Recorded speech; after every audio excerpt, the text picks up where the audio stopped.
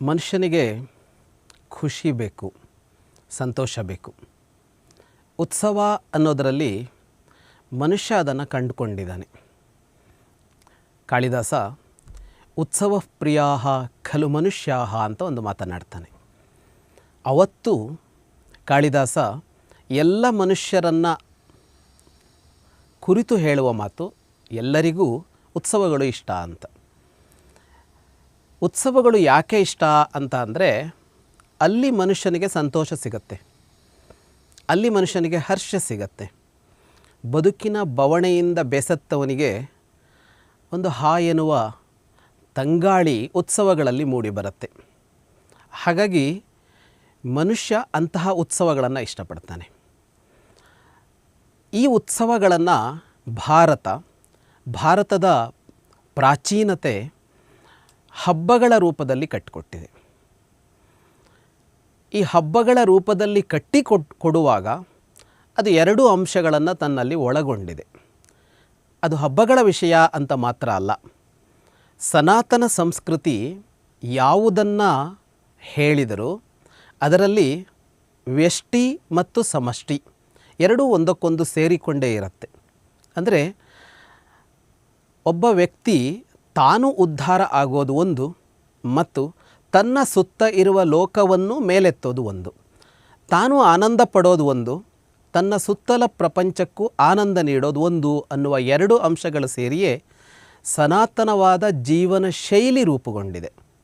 ಹಾಗೆ ಬಂದಾಗ ಈ ಸಂಸ್ಕೃತಿಯಲ್ಲಿ ಪರಮೋಚ್ಚ ಸ್ಥಾನವನ್ನು ಪಡೆದ ಹಬ್ಬಗಳು ಕೂಡ ಅದು ವ್ಯಕ್ತಿಯ ವ್ಯಕ್ತಿಗತವಾದ ಅಂಶವಾಗಿಯೂ ಮತ್ತು ಸಮೂಹವಾಗಿಯೂ ಒಂದು ವಿಶೇಷವಾದ ಪಾತ್ರವನ್ನು ನಿರ್ವಹಿಸುತ್ತೆ. ನಮ್ಮ ಹಬ್ಬಗಳನ್ನು ಗಮನಿಸಿದಾಗ ಹೆಚ್ಚಿನ ಹಬ್ಬಗಳು, ಅಥವಾ ಅಷ್ಟು ಹಬ್ಬಗಳು ಅಂತಲೇ ಹೇಳಬಹುದೇನೋ, ಅದು ಸಮೂಹದ ಆಚರಣೆಯೇ. ಇಡೀ ಕುಟುಂಬ ಸೇರಿ ಆಚರಿಸುವಂಥದ್ದು, ಇಡೀ ಊರು ಸೇರಿ ಆಚರಿಸುವಂಥದ್ದು. ಅಷ್ಟೇಕೆ ಇಡೀ ದೇಶದ ಉದ್ದಗಲಗಳಲ್ಲಿ ಆಚರಿಸುವಂತಹ ಹಬ್ಬಗಳೇ ತುಂಬಿವೆ ನಮ್ಮ ಹಬ್ಬಗಳಲ್ಲಿ. ಕಾಲದ ಅನಂತ ಯಾತ್ರೆಯಲ್ಲಿ ಕಾಲದ ಕೆಲವು ಸಂದರ್ಭಗಳ ವೈಶಿಷ್ಟ್ಯವನ್ನು ಗುರುತಿಸಿ ಈ ಹಬ್ಬಗಳ ಆಚರಣೆಯ ಕ್ರಮವನ್ನು ನಮ್ಮ ಪೂರ್ವಜರು ತಂದುಕೊಟ್ಟರು. ಹಾಗೆ ತಂದುಕೊಟ್ಟಾಗ ಅವುಗಳ ಆಚರಣೆಗೊಂದು ಸ್ವರೂಪ ಇತ್ತು. ಆ ಸ್ವರೂಪವನ್ನು ಅವರು ಹೇಳಿದರು. ದೀಪಾವಳಿ ಹೀಗಿರಬೇಕು, ಯುಗಾದಿಯ ಆಚರಣೆ ಹೀಗೆ, ನವರಾತ್ರಿಯನ್ನು ಹೀಗೆ ಆಚರಿಸಿ, ಅಥವಾ ಕಾಮದಹನದ ಹೋಳಿಯ ಆಚರಣೆ ಹೀಗಿರಲಿ ಅಂತೆಲ್ಲ ಅವರು ಸೇರಿಸಿಕೊಟ್ರು. ಹೀಗೆ ರೂಪಿಸಿಕೊಟ್ಟಿರೋದರಲ್ಲಿ ಯಾವ ಹಬ್ಬಗಳು ಕೂಡ ಅದು ಒಬ್ಬನೇ ಆಚರಿಸೋದಕ್ಕೆ ಬರೋದಿಲ್ಲ. ಒಬ್ಬ ಕುಳಿತು ತಪಸ್ಸು ಮಾಡಬಹುದು, ಒಬ್ಬ ಕುಳಿತು ಯೋಗ ಮಾಡಬಹುದು. ಆದರೆ ಹಬ್ಬ ಅಂತ ಬಂದಾಗ ಅದು ಹಲವರನ್ನು ಸೇರಿಸಿಕೊಂಡೇ ಇರುವಂಥದ್ದು.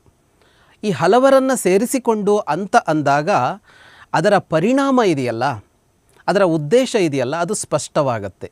ಅದು ಕೂಟವನ್ನು ಕಟ್ಟುವ ಕಾರ್ಯವನ್ನು ಕೂಡ ಮಾಡುತ್ತೆ ಅಂತ. ಇವತ್ತು ನಾವು ನಿಂತು ನೋಡ್ತಾ ಇದ್ದೀವಿ, ನಮ್ಮ ಬದುಕು ಈ ಕೂಟದ ಬದುಕಲ್ಲ, ಒಕ್ಕೂಟದ ಬದುಕಲ್ಲ, ಇದು ಛಿದ್ರಗೊಂಡ ಬದುಕು.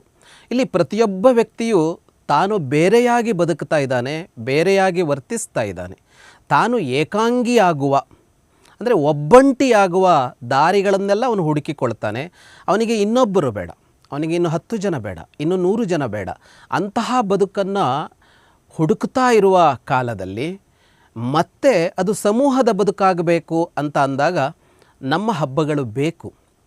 ಯಾಕೆಂದರೆ ಹಬ್ಬಗಳ ಆಚರಣೆಗೆ ಅಂತ ಇಳಿದರೆ ಅಲ್ಲಿ ಒಬ್ಬನೇ ಮಾಡೋದಕ್ಕೆ ಬರೋದಿಲ್ಲ. ಹೋಳಿ ಹಬ್ಬ ಅಂತ ಬಂದಾಗ ಬಣ್ಣದ ನೀರನ್ನು ಎರಚಬೇಕು ಅಂದರೆ ಗೋಡೆಗೆ ಎರಚೋದಕ್ಕಾಗೋದಿಲ್ವಲ್ಲ.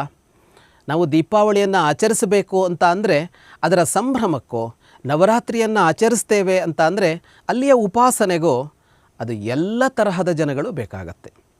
ಹಬ್ಬಗಳು ಊಟವಿಲ್ಲದೆ ಹಬ್ಬ ಇಲ್ಲ, ಕೂಟವಿಲ್ಲದೆ ಊಟ ಇಲ್ಲ. ಒಬ್ಬನೇ ಮಾಡುವ ಊಟದ ಕಥೆ ಅಲ್ಲ ಅದು. ಒಬ್ಬನೇ ಮಾಡುವುದು ಉಪವಾಸ ಮಾತ್ರ. ಊಟ ಅಂತ ಬಂದರೆ ಅಲ್ಲಿ ಹಲವರು ಬೇಕು. ಹಾಗಾಗಿ ಮತ್ತೆ ಅದು ಸಮೂಹಕ್ಕೆ ಎಳೆದುಕೊಳ್ತು.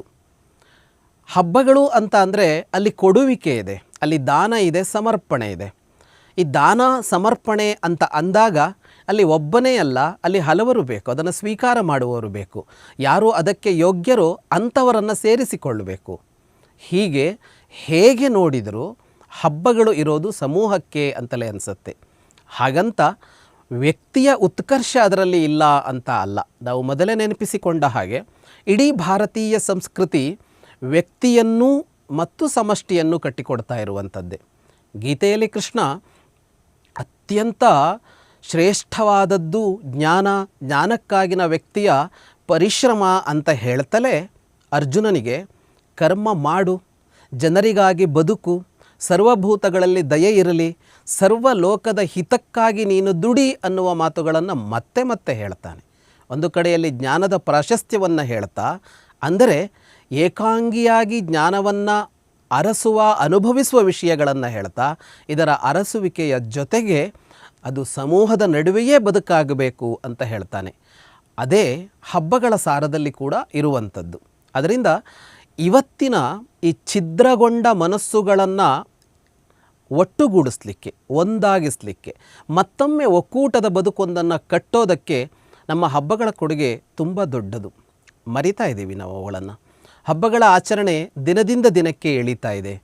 ಇವತ್ತು ಯುಗಾದಿ ಅನ್ನೋದು ನಮಗೆ ಕ್ಯಾಲೆಂಡರ್ ಹೇಳಬೇಕು ಅಥವಾ ಯಾವುದೋ ಟಿ ವಿ ಚಾನಲ್ ಹೇಳಬೇಕು ಅನ್ನುವಂತೆ ಆಗಿಬಿಟ್ಟಿದೆ. ಯಾವಾಗ ಹಬ್ಬ ಬರುತ್ತೆ ಅಂತ ಕಾದುಕೊಂಡು ಕುಳಿತು ಇರ್ತಾ ಇದ್ದಂತಹ ಮನಸ್ಸುಗಳು ಇವತ್ತು ಮರೆತು ಇನ್ಯಾವುದೋ ಜಂಜಡದಲ್ಲಿ ಮುಳುಗಿವೆ.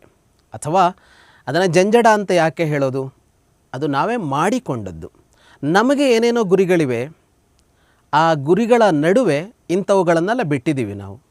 ನಮಗೆ ಕುಟುಂಬಕ್ಕೆ ಕೊಡೋದಕ್ಕೆ ಸಮಯ ಇಲ್ಲ. ಒಂದೊಮ್ಮೆ ಕುಟುಂಬದವರ ಜೊತೆಗಾದರೂ ಕಳಿತೀವೇನೋ, ನಮ್ಮ ಕೇರಿಯ ಜೊತೆಗೆ ಕಳೆಯೋದು ಯಾವಾಗ ನಾವು? ನಮ್ಮ ಊರಿನವರ ಜೊತೆಗೆ ಒಂದಾಗೋದು ಯಾವಾಗ ಅಂತಂದರೆ ನಮಗೆ ಅದಕ್ಕೆ ಸಮಯ ಇಲ್ಲದೆ ಇರುವಂತೆ ಆಗಿದೆ. ಹಾಗೆ ಅದನ್ನು ನಿವಾರಿಸಿಕೊಳ್ಳಬೇಕು ಅಂತಂದರೆ ಅದಕ್ಕೆ ಹಬ್ಬಗಳು ಬೇಕು. ಹಾಗಂತ ಪರಿಸ್ಥಿತಿ ಬಹಳವೇನೂ ವಿಷಮಿಸಿಲ್ಲ. ಆದರೆ ಇದು ಎಚ್ಚರಗೊಳ್ಳಬೇಕಾದಂತಹ ಸಮಯ ಇದು. ಇವತ್ತು ಊರಿನ ದೇವಾಲಯಗಳ ಉತ್ಸವಗಳು ಅಂತ ಬಂದಾಗ, ರಥೋತ್ಸವಗಳು ಅಂತ ಬಂದಾಗ, ಜಾತ್ರೆ ಅಂತ ಬಂದಾಗ ಅಲ್ಲಿ ಸಾವಿರ ಸಂಖ್ಯೆಯಲ್ಲಿ ಜನವೋ, ಲಕ್ಷ ಸಂಖ್ಯೆಯಲ್ಲಿ ಜನವೋ ಒಂದಾಗುತ್ತಾರೆ. ಈ ಒಂದಾಗುವಿಕೆ ಅನ್ನೋದು ಅದು ಎಷ್ಟು ಕಾರಣಗಳಿಂದ ಒಂದು ರಾಷ್ಟ್ರದ ಅಥವಾ ಒಂದು ಪ್ರದೇಶದ, ಒಂದು ಊರಿನ ಬೆಳವಣಿಗೆಗೆ ಕಾರಣ ಆಗತ್ತೆ ಅಂತ ನೋಡಿದಾಗ ನಮ್ಮ ಪೂರ್ವಜರ ಸಮಗ್ರ ದೃಷ್ಟಿ ಏನು, ಸಮಷ್ಟಿ ದೃಷ್ಟಿ ಏನು ಅನ್ನೋದು ಕೂಡ ಗೊತ್ತಾಗುತ್ತೆ ಅಂತ.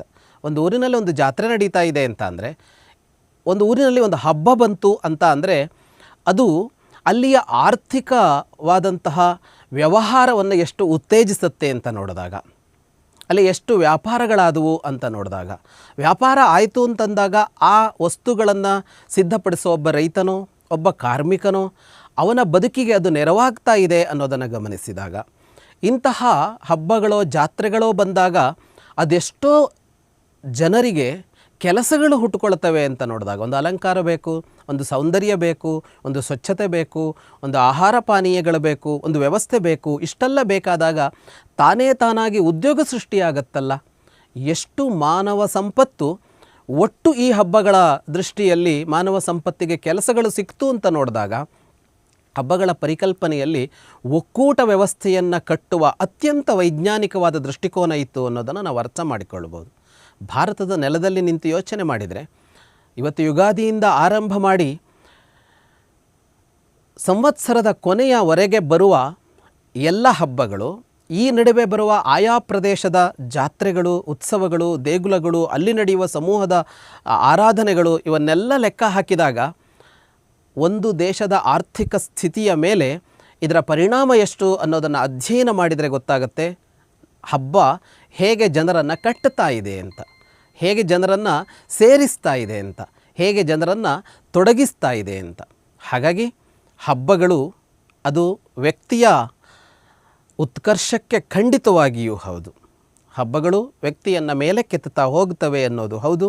ಅದರ ಜೊತೆಗೆ ಕೈಗೆ ಕೈ ಸೇರಿಸಿ ಎಲ್ಲರೂ ಒಂದಾಗಿ ಬದುಕುವ, ಒಂದಾಗಿ ನಗುವ ಒಂದು ವಿಶಿಷ್ಟವಾದ ಸನ್ನಿವೇಶವನ್ನು ಮತ್ತೆ ಹುಟ್ಟಿಸ್ತಾ ಇರುತ್ತೆ ಅನ್ನೋದನ್ನು ಗಮನಿಸಿದಾಗ, ಸಮೂಹದ ಬದುಕನ್ನು ಕಟ್ಟುವ, ಸಮೂಹವನ್ನು ಸಂಘಟಿಸುವ, ಮಾನವನ ಹೃದಯದ ನಡುವೆ ಒಂದು ಸೇತುವೆಯನ್ನು ಕಟ್ಟುವ ವಿಷಯದಲ್ಲಿ ಭಾರತದ ಹಬ್ಬಗಳ ಕೊಡುಗೆ ಅತ್ಯಂತ ದೊಡ್ಡದು.